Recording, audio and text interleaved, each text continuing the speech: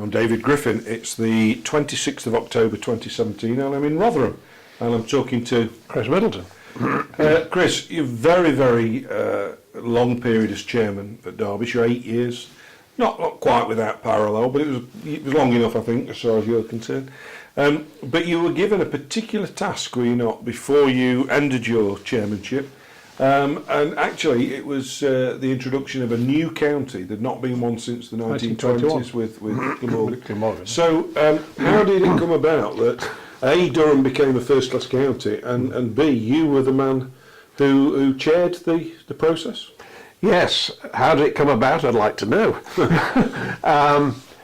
What happened was that we were at a board meeting, a TCCB meeting at Lord's, and the meetings in those days, we used to have an afternoon. We'd go down on a Wednesday lunchtime. We had an afternoon meeting. Then we'd all go off and have a dinner together. And when we'd all woken up the next morning with a pretty bad head, we'd then go back for the next day and make all the decisions that really mattered. It was a great system, and it was a great thing to be part of course. And on this will be, I think, probably 1988 when it all started. It will be 88, yes, 1988. It will be the August meeting of the board of the TCB, and the pattern was that we had the afternoon meeting and then we all had dinner together, and we had dinner at the Lord's dining room that night, and we were all rolling out probably about 12:30 or something like that, certainly very late at night, all having had a very convivial evening. And Alan Smith, who was then the chief executive of the AC Smith, was that? Yeah, AC Smith, yeah. Who was the chief executive of the TCCB, sort of touched me on the arm as we're going out. Oh, he says, Chris, there's something we're going to talk about in tomorrow's meeting. He said, I thought I'd just have a word with you about it. He said, we've had an application from Durham County Cricket Club who want to become first class. And I said, oh, crikey, that's something different. And he said, yes. He said, so we're going to propose the formation of a working party. I said, that's a good idea. He said, and we'd like you to chair it. Really? I said, come on, don't be so silly. What do we need to do that for? He said, no, we'll talk about it tomorrow. And I staggered off and went to bed. Woke up the next morning and I thought, did I imagine that? Never. Nobody had any idea that Durham were wanting to become first class. There had been 17 counties since 1921, and since Glamorgan joined, and it was almost unthinkable to change the present formula. And so I rolled into Lord's the next morning, and we were waiting in the long room before going into the committee room to have our meeting, and I saw AC, and I said, Alan, I've got this vague memory last night that you, at the end of the dinner, that you told me there was going to be a working party formed because Durham want to be first class. He said, yes, that's right. And I said, and I have this sort of vague memory that you wanted to be chairman of it. He said, oh yes, he said, and you agreed. You said you would. I said, I didn't. He said, oh yes, you did. You definitely agreed. He said, I've told the rest of the board. Thank you, Alan. So that's the way they did things down at Lord's in those days. And so it was announced at the meeting, and it was announced that the suggestion from the executive committee of the board was that I should chair this working party, and that I'd agreed to do that. And I tried to keep my face straight while all this was going on. And so I then chipped in and said, well, who else? I said, obviously I only heard about this last night. Who else is going to be on this working party? And AC said, well, it's your working party. You choose who you wish. Oh. Right.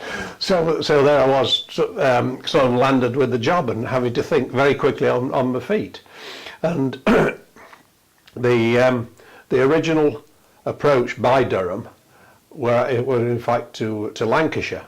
They had to start somewhere, and they went to talk to Bob Bennett, who was then the chairman of Lancashire, because Don Robson was, I think, chairman of NCA at the time, National Cricket Association, and he was the Durham chairman, and he knew Bob, so he'd approached him. He had to start somewhere, I suppose.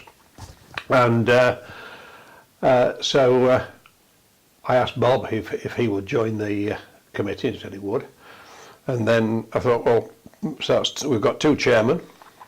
We need a county officer. So I asked Steve Coverdale, who was the chief executive of Northamptonshire, and a very sensible, progressive sort of chap, and an ex-player, of course. And an ex-player, of course, yes. And grabbed hold of him before the meeting broke up, and he said yes, he'd be delighted to do that. And then I thought, crikey, that we've got three sort of Midland to come northerners, we'd better have a southerner.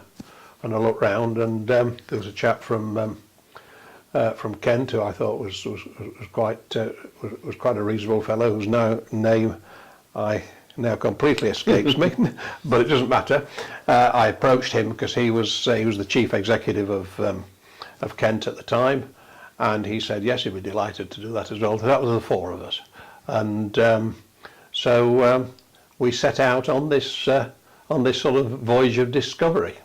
Without any precedent. Huge responsibility, because presumably your word could have put Durham into the county championship or not into it. And that would have been it probably. And you know, it was fairly clear that the people on the board's executive committee already thought this was a pretty good idea. It obviously had to be investigated properly. There was a lot of work to do, but basically the people who mattered had thought about this for a bit and thought, this is not a bad idea. Right. Bit of a refresher. But presumably it involved you spending a lot of time up there, absolutely. consultation and everything, I presume. Absolutely, yes. So we had our original. This was in the August board meeting, and it so happened that we were going to be playing Lancashire at Old Trafford 2 or 3 weeks later. So I got hold of Bob Bennett and said, let's have our first meeting while Derbyshire are playing Lancashire at Old Trafford, call the people together, get the Durham people there, and just have a sort of a sounding out, which is what we did. Did you have any time scales at that time? No, they didn't give us a time scale, but we worked out ourselves that we really ought to be doing it in a year to a year and a half, because we were all people who were committed to jobs and work and whatever, and our own counties, and it was obviously going to be extremely time consuming. So we fixed our meeting to go up to, our first meeting was to go up to Durham and see what they got already, because obviously they didn't have a county ground. We knew they had a very strong league system and some very powerful league clubs who won national trophies and whatever. They were a power in the land. Well, they've beaten Derbyshire, haven't they? And they've beaten Derbyshire. Yeah, that's right. They had. Yes, that was a pretty shaming day. 8-wicket defeat. Yeah. Absolutely, they wiped us out on that day. Yes. So we then went up to Durham. We fixed up a trip up there, and so we said, well, I said to the committee, I think we ought to look into 3 heads. First of all, can they finance it? Secondly, have they got the playing strength? And thirdly, where are they going to play? So I said that those are the 3 heads that we should be looking at. First of all the others agreed. So we thought, well, the first thing we could first thing we should do is to go up there and see what they've got already. So we went up for a couple of days up to Durham, and we went round the various grounds that they were wanting to play on. And was there always a plan, Chris, to build a new headquarters, or did they contemplate? Oh yes. The first thing they did was say, we know where we want to play, right. So we want to show you that, but we also want to show you the grounds. Jesmond and the race course. That's right. Yeah, because obviously for several years they would have to play on club grounds. Yeah. So off we went up there, and we were conveyed round, I think 5 or 6 club grounds, and of course all of the clubs were desperate to host a new county club, cricket, and they really set the stall out. and I don't know how many sandwiches and how many buns I ate that day. But by about 5 o'clock, I think I'd had enough of refreshments and was getting very embarrassed about the amount of hospitality I was having to turn down. But it was quite clear that the people in the clubs were very, very keen indeed. And it was also clear that Don Robson, who was leading it, was he was the leader of Durham County Council, and he was chairman of NCA. He was a good administrator, and he knew his cricket. Yeah. So he was very much the leader, and so we had this sort of royal progress round all the grounds, and they took us to this field in the middle of nowhere in Chester Street, and they said, "This is where we're going to. This is where we're going to build our test ground." And we said, "What?" "Oh yes," they said, "when we build a ground, we want test cricket." We all looked at each other and thought, these people are completely balmy. Of course they weren't. But we spent 2 days going around these various places, meeting the people who would be contributing to the initial setup of the club, and then we spent about a year and a half all together. We had a number of meetings. We went round the counties. The four of us on the subcommittee obviously talked to all the other counties individuals. We all went round and played them. So we made sure that everybody was up to date, and we built up the report over the year and a half. And we talked to people. We talked to the board, and we kept talking to all the other counties so that nobody could say, "Oh, we didn't know what the hell you were playing at," or whatever. We made sure that everybody knew exactly the lines on which we were thinking. And then at the end of all of this, I put the report together, and we put it to the board meeting, and Durham became a first-class county. Was there any opposition from any of the other counties? I think some of the